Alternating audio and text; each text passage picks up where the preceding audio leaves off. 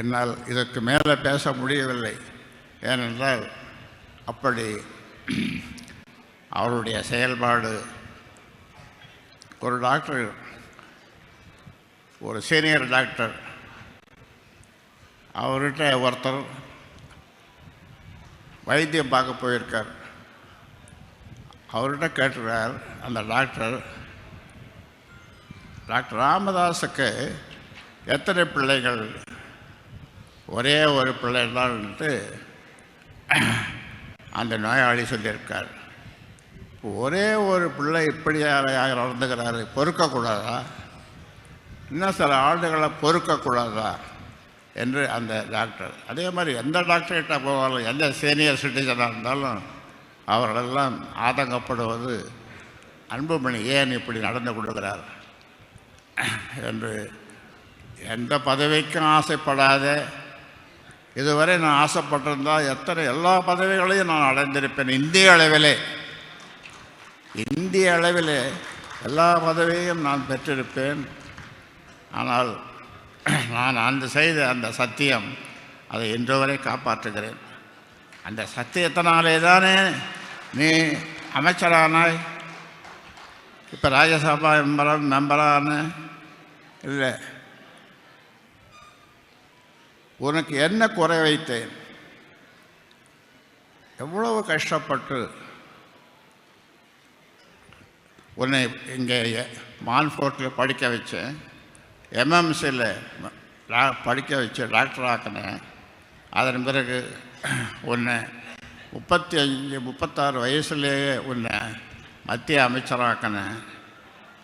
அதன் பிறகு ராஜ்யசபா மெம்பர். எல்லாம் எனக்கு என்னென்ன செய்யணுமோ ஒரு தகப்பன் அதையெல்லாம் செய்தேன் நான். ஆனால் இப்பொழுது நீ என்னை அவ்வளவு கேவலமாக எழுத சொல்லி, அதெல்லாம் நல்லா நான் வளர்த்த பசங்க தான் எல்லாம் அந்த மாதிரி எழுத சொல்கிறேன். ஆனால் இதற்கெல்லாம் காலம் பதில் சொல்லும். ஆமாம், காலம் பதில் சொல்லும். அதனாலே நீங்கள் இந்த வருகின்ற தேர்தலிலே மிகப்பெரிய வெற்றியை பெறுவதற்கு நீங்கள் அயராது எல்லோரும் பாடுபட வேண்டும் என்று இந்த நேரத்தில் கேட்டுக்கொள்ளுகின்றேன். நீங்கள் நினைக்கிற மாதிரி ஒரு 5-6 நாளாக, ஒரு 10 நாளாக ஒவ்வொரு மாவட்ட செயலாளரையும் தலைவரையும் கூப்பிட்டு யாரோடு கூட்டணி வைக்கலாம் என்று கருத்தை கேட்டேன். அவர்கள் சொன்ன கருத்துக்களின் அடிப்படையில் நாம், அது மட்டுமல்ல, இன்னும் அதற்கான நேரம் கனியவில்லை. அந்த அவர்கள் சொன்ன கருத்துக்களினுடைய அடிப்படையிலே ஒரு மிகப்பெரிய வெற்றி கூட்டணி அமைப்பேன். அந்த வெற்றி கூட்டணி நாம் நினைக்கிற மாதிரி மிகப்பெரிய வெற்றியை அது தரும் என்று நான் உறுதியாக நம்புகிறேன்.